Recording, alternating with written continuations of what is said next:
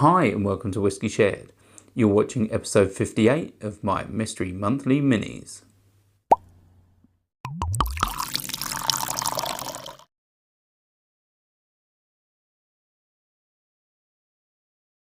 I'm Toby and you're watching Whisky Shared. Welcome to episode 58 of my Mystery Monthly Minis. If you've seen this before and you know it works, then you can just skip straight forward to the tasting. Otherwise, the way this works is I have over 100 samples in my sample collection and my wife has picked one at random. She's put it into a blue Glencairn glass and I'll nose it, I'll taste it, I'll tell you if I like it, and I'll have a stab at what I think it is. This is just for fun, so sometimes I get it right and sometimes I get it wrong. Shall we find out what I'm drinking? On to the whiskey.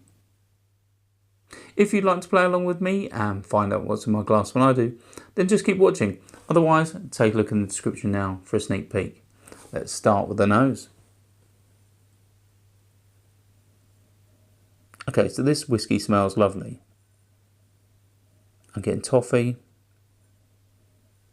I'm getting like vanilla fudge. Possibly red fruits in there as well. Doesn't seem overly high ABV at this stage. There's a really like malty character. I'm also getting a slight petrochemical note.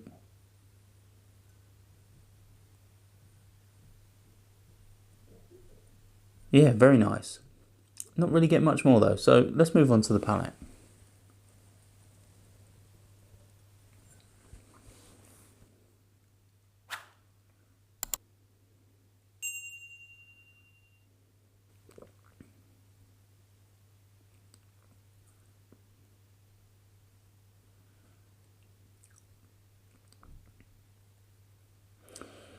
Yeah, I'm definitely getting Campbelltown vibes. It reminds me of Glencairns and Springbanks.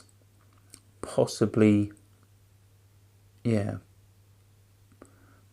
Glen Scotia, but it definitely has the vibe of Campbelltown. It's a little bit hot.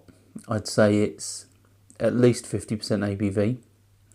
There's red berries, there's vanilla, there's caramel, there's a real malt note in there as well, and there's also that slight petrochemical sort of diesel oil note. Very, very nice. Let's have another sip.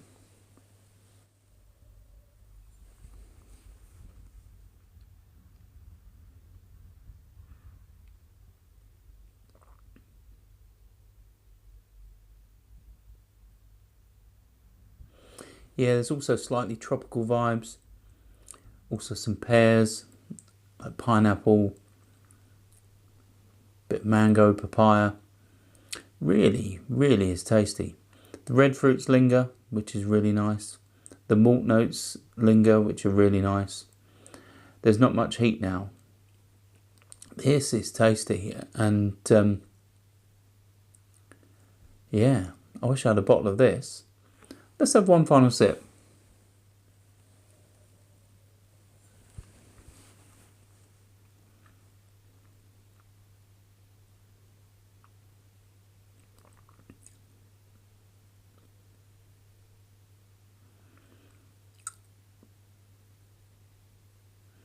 It's just more of the same, and all the notes that I've mentioned are just fantastic. These are really working together. I'd say if I had to guess, I'd probably lean more towards Springbank. I'd say it's maybe 50 to 54% ABV. I'd say it's sherried. And I'd say it's at least 12 years old. Should we find out what's in my glass? Right, so it's Springbank 10-year-old. It's 46% ABV and it was given to me by Jez. Yeah, obviously age, I was a little bit out. ABV, yeah, I thought it was hotter than that, but it's still very nice. I don't get to drink Springbank very often, so this is definitely a welcome hit.